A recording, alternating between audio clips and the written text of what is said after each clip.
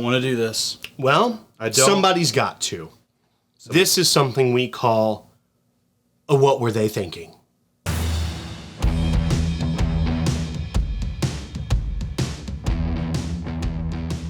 What were they thinking? So we picked 3 whiskeys today that just hit us, and we're like, what were they thinking? Right. Why would they produce that? Normal whiskeys, what I like to think are normal whiskeys that are really nice. I just picture the master distiller and the assistant distillers and maybe a marketing guy or two. They kind of come in, they get around a fire, and they kind of pass this thing around.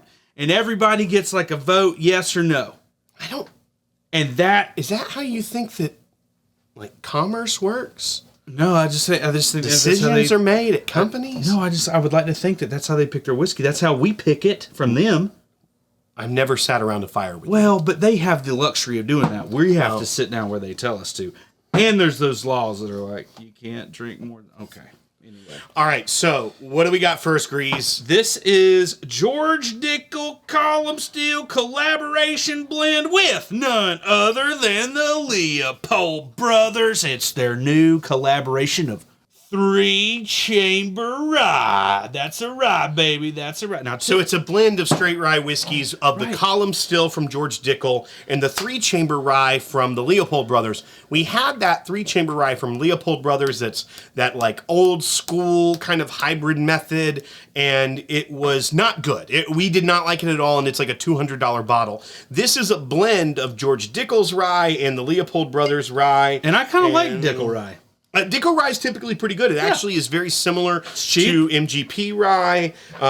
In the flavor profile, it used to be that, and then they kind of mimicked it and made it their own and produce it out of Tullahoma now. But we're going to see what this blend is like. It's in like the George Dickle bottle. So Dickle rye is typically what, $20?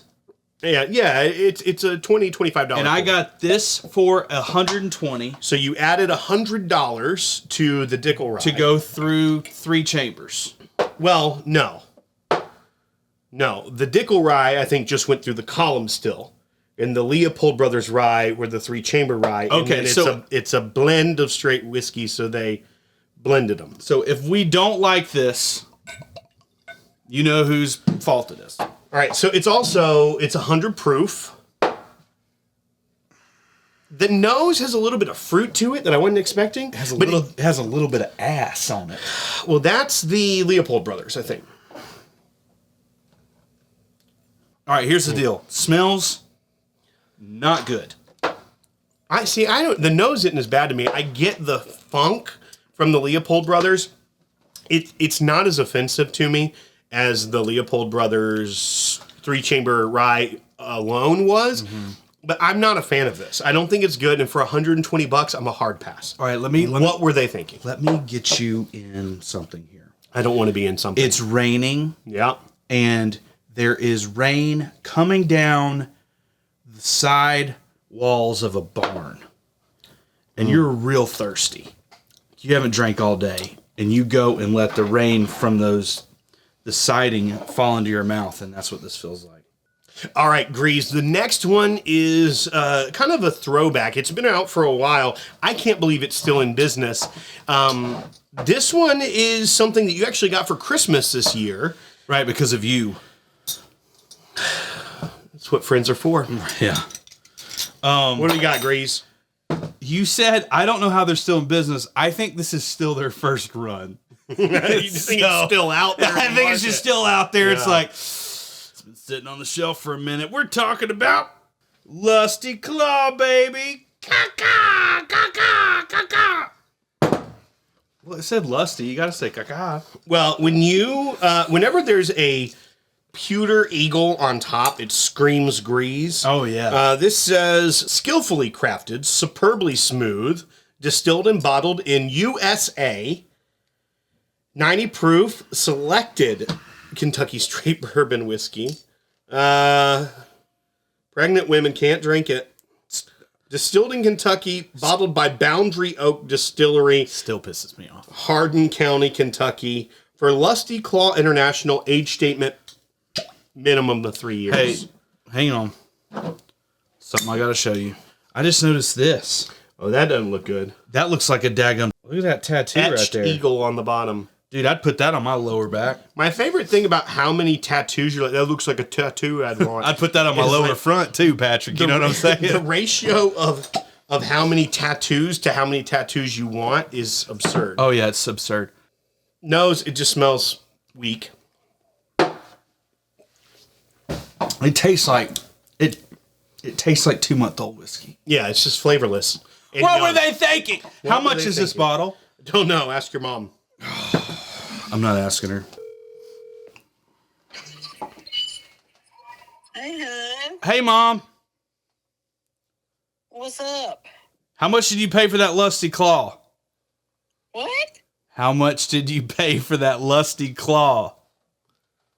Lusty Claw. The bottle that Will gave, that told you to buy for me for Christmas? Oh, I think it was like 49, something like that. You only spent $50 on me for Christmas? Yeah, it wasn't That bad. checks I out. got you some other stuff for Christmas. You stop that. Like what? $50? What were they thinking? No way were they thinking. Okay, what I want to say about Lusty Claw being $50, I was in a convenience store the other day, and everyone was really nice because it was 72 degrees outside.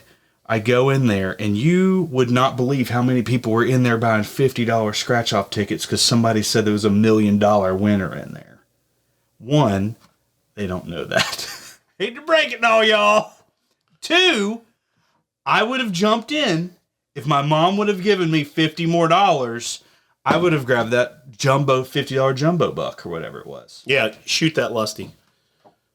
What were they thinking? The final one. Now, we don't have a ton of stuff on our shelves that we're like, man, what were they thinking? Because we've kind of gotten through that phase of our bourbon buying. We're a little bit more selective. Well, and we give it away to our buddies Tim and Matt.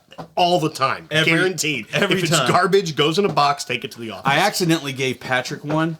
I didn't because I had never had it. Yeah, and you ruined his palate. Well, I just grabbed it and I handed it to him. He's still bitter about He's it. still pissed about it. All right. So I went to the store on the way over here and I said, I'm going to walk in. I guarantee you I'm going to see something questionable and I'm going to buy it and I'm going to get there and Grease is going to go, what were they thinking? So tonight we have a brand that we typically like things from. This is Chattanooga whiskey, Islay Scotch Cask. Chatley, whiskey, Islay. It's Big Latin. Yeah. This is straight bourbon whiskey finished in Islay Scotch casks. It's 95 proof, and it says, our limited edition finishing series celebrates the union of Tennessee high malt, already something you're not a big fan of high malt, into a variety of classic finishing casks. Anything else you want to know? No. I mean, tell them the batch number. Somebody's like, Non-chill filtered. Not my batch number. They put it in the Scotch barrels, 3 different types for greater than 3 months. It's over 4 years old. Each batch is I agree with 5 you. to 7 barrels. I like Chattanooga 9 times out of 10. But here's my question. Here's the 10th I one. love bourbon. I like the sweetness of bourbon. I like it all. Why would you go and ruin it with something like Scotch, especially a heavy peat Scotch? It smells like I don't want to drink it. It tastes like I confirmed my suspicion. Have you ever taken a Band-Aid and rubbed it in dirt? I mean, and then put yes. it in the side of your mouth like a dip, and the dirt looked like it was a dip, and you could be cool in school? Of course, we all did that. That's what that tastes like. Yeah, and it's something I never wanted to revisit my entire days.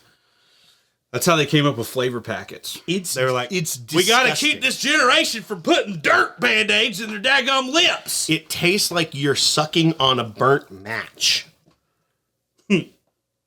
It's like you strike a match, you put it out, and you're like, you know what? I wonder what this tastes like. I'm going to suck on this. And you know what? It's not good. Hey, baby, you ready to make some fire tonight? We're going to strike matches, then suck on. Yeah, we're going.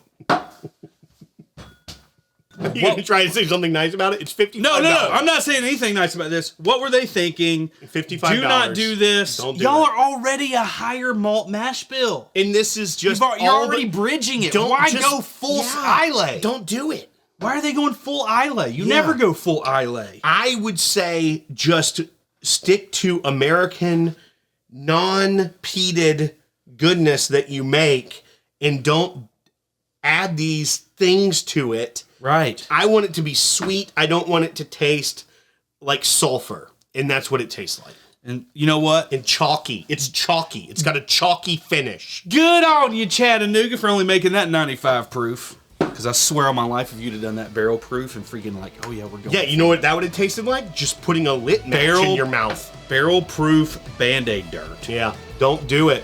All right, folks, that was What Were They Thinking? We'll see if we ever do this again. I don't think we will. That was mostly stupid. just mistakes. Support us at patreon.com/thepodcast and subscribe to the channel. Give us a thumbs up. We'd appreciate it. And if you're interested in our barrel program where we're not doing things like this, it's oakenthieves.com.